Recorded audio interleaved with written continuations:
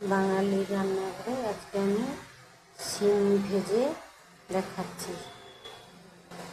আপনারা দেখে like comment share করবেন। তেল দিয়ে দিলাম 2 চামচ।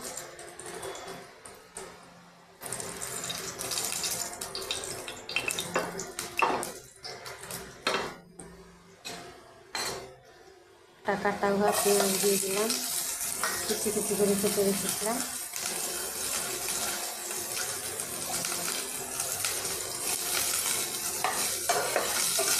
পেঁয়াজটা একটুখানি নেড়ে নিয়ে পেঁয়াজটা নাড়া হয়ে গেছে। এবার আমি নুন হলুদ মাখিয়ে রেখেছিলাম, শিম দিয়ে দিলাম।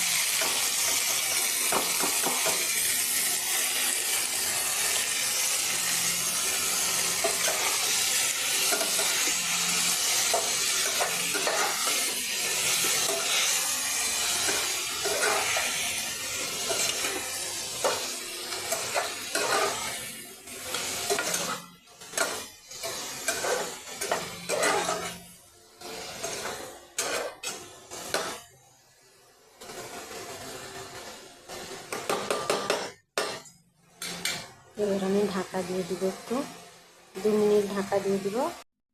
এবার আমি মশলাগুলো দিয়ে দিচ্ছি।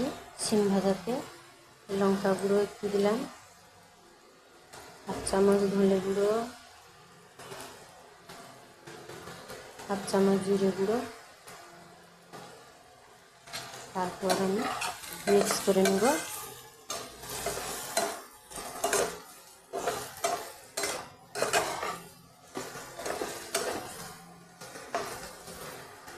শিম ভাজা তৈরি হয়ে গেছে।